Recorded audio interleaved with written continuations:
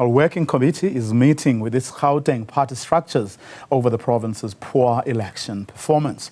Last week, on Monday, the NWC met with the KZN provincial leadership for analysis on this. I'm joined by political analyst Sanet Madonsela. Sanet, a very good afternoon to you. Thanks very much for your time. Well, not much by way of drama and, as some people have said, any far-reaching decisions were actually made. Do we expect the situation to be any different with respect to Gauteng? I don't think that there would be major changes. I think that it is too close to the local government elections. So I think that that's something that they'll definitely keep in mind. I think that their actions would be more cautious as opposed to something that we would find as quite dramatic per se. But I do think that especially with Gauteng, with Panyaza Lesufi and with Fikile Mbalula being at loggerheads, I think that there will be interesting points coming from those discussions. If we take the cue from what happened in KwaZulu-Natal, the meeting that was subsequently, previous meetings that were held, including the one that was held last Monday, can we really compare KZN and Gauteng? I think that is comparing apples and pears. I think that the contexts are very different.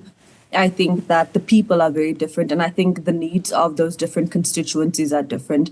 I believe that, for example, in Gauteng, people are looking for just like obviously their basic services, running water, etc. While in KZN you have deeper structural issues.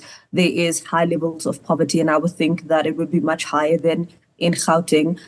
There is infrastructure collapse. We remember seeing a few weeks ago the collapse of that bridge. There's a lack of opportunities. The manufacturing sector used to be quite booming in terms of that province. It's something that has over time basically has become dismal. I don't even think there's an actual manufacturing sector. I think that KZN has bigger structural issues, whereas in Gauteng it could also be structural issues. But I think that it is your basic socioeconomic challenges that people need to struggle with. And I think that the leadership needs to be quite different. And I don't think that they should do or make a comparison between the leaders that you would need in a province such as KZN, whereas the leaders you may need in a province such as Gauteng. Structural issues, service delivery issues, but what about the politics? I mean, when you look at how the KZN leadership has conducted itself since it was elected, does it make Gauteng sort of look like, stars? It does. It does. Gauteng looks like sunshine and roses. I think in KZN, the leaders tend to be for lack of better wording, let's say assertive. I think that there is a lot of strong personalities, if we had to label it as such. And I just think that, again, you can't sweep the two provinces with one broom. I definitely do think that the ANC needs a more stronger leadership in terms of KZN. But I think something that they also need to understand is that KZN is very much ruled and governed amongst traditional lines. So when you choose people, are those people that the people on the ground can resonate with? Because, I mean, like, there used to be a time when, for example, under the leadership of President Jacob Zuma, for example, the ANC was quite vibrant, but they just seem to have lost that spark over time. And I think that the problem is that they're trying to do a one-size-fits-all in terms of all of their provinces. But I do think that the party still needs to reel in those leaders, decide on what the general consensus is in terms of where they see the province going. But they need a lot of work, or a lot of work needs to be done in terms of KZN if it ever plans on at least growing in terms of that province.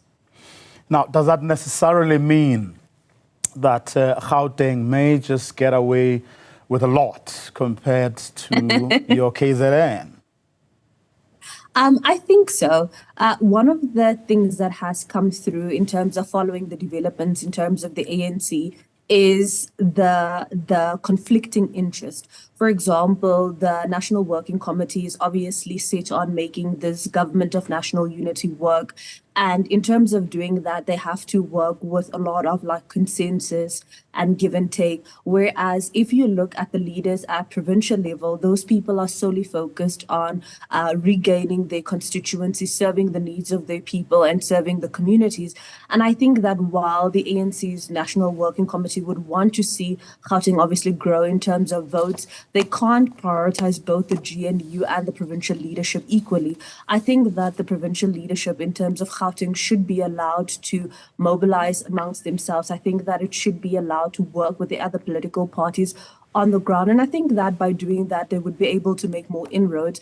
For example, if you can deal with security issues in terms of certain portions of Gauteng, you would do rather well. If you could deal with traffic issues, for example, Sunnyside and Hatfield in Pretoria, that's something that would be positive. If you could deal with, for example, the water issue in Hammanskraal. So by dealing with those on the ground issues and allowing those leaders to do those day-to-day things, I think that it would strengthen the political party as a whole. But I don't think you should necessarily just reel them in and say that, okay, this is the direction that the party is going in, because I think that it might lead to the detriment of the ANC in Gauteng if they are going to be more strict in terms of what the provincial leadership is allowed to do. Of course, that NWC that is meeting with the Gauteng leadership is part of a National Executive Committee of the ANC that too should take responsibility for the party's misfortunes in the May 29 election. I know for a fact that it's an issue that Gauteng is prepared to raise as well. I think so. I think that one of the key things that has come particularly from this meeting with KZN and also the meeting with Gauteng is that they are trying to pass the buck in terms of the different provinces. But I don't necessarily think that you can do that. I think that you need to take ownership in terms of how you are doing as a political party and obviously the overall performance. I think the overall performance has been dismal. In terms of Gauteng, I think that people were obviously going to vote in terms of other political parties that were providing an alternative. In terms of KZN, there was obviously the dynamics in terms of the IFP, the EFF, and also the emergence of the MK party that would obviously eat into those votes. So I don't necessarily think that you can just hold the provincial leadership accountable, especially when it is a problem, a structural problem that you're facing at a national level. Sanet Madonsela, thank you very much for your time and for your insights there. Of course, our reporter Junior Kumalo is there and will bring us updates as soon as we get something from the ANC during this afternoon. But let's move on to this now. In fact, back to that story.